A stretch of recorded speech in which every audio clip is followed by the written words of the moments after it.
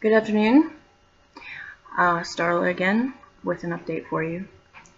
Today is November the 28th and it is almost 2 o'clock in the afternoon. So all of these updates are going to be in parts. I was just going to do it one long run through, but it ended up being like 45 minutes, so I'm just going to do it, issue by issue. Because, you can watch what applies to you, what you want to know about. You can skip the ones you don't. Whatever, it's up to you. But I wanted to do something, keep you guys updated and let you know what's going on in my life, because I haven't done one in a while. First and foremost, I wanted to send my condolences to the Dennison family for the loss of Anna Mae. She was the mother of Donnie, who is my great uncle.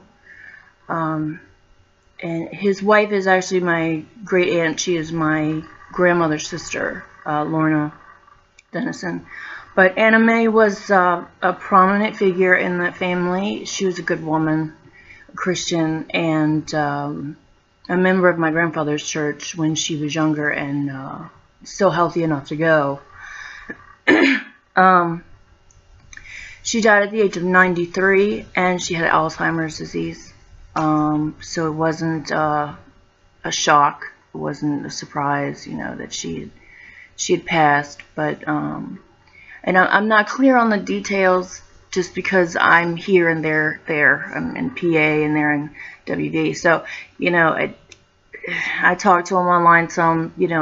Extended family, try to keep up with the overall stuff. But the details I'm unclear on, so I apologize for that. My condolences and prayers go out to the family, the Dennison family specifically.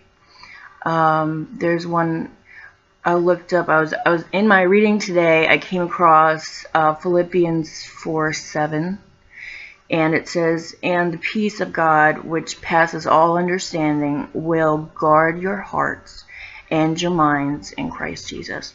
And that is my hope for all of you, to attain the peace that passes all understanding during this time, because I know it's very painful.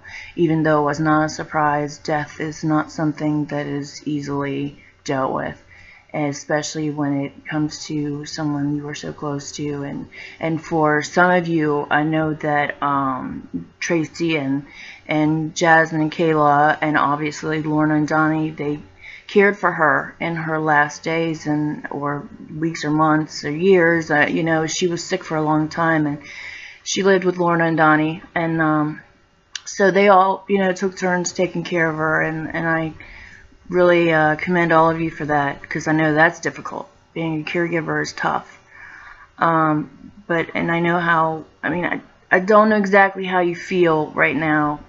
I do, to an extent. And I really am praying for your peace and for God to comfort you all. So that is that. I need to move on. I'm not trying to be rude, and that Anna Mae makes 14 people in our family that have died in the last 7 years. So, there's that too. It's just like one after the other, after another, after another, after another. And to be perfectly honest with you, I really feel the walls closing in. I know I'm sick, and this stuff is terminal if I don't get the transplant. And if the transplant doesn't work, I'm done.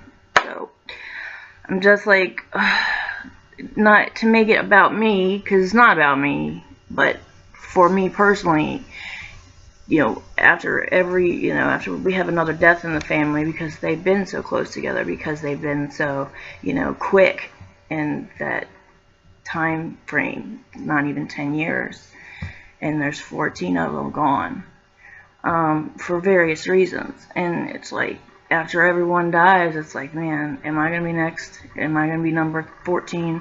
Am I going to be number 15? And it's a terrible thought to have, but it's just, it's hard not to.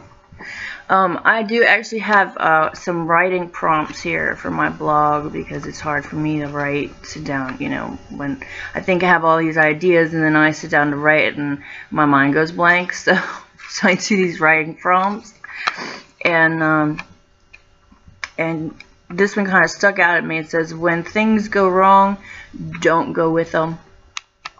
And I think that would apply to this situation, to our family, the Dennison family, our extended family, and all of us really. I mean, we're going to feel it. We're going to feel her passing.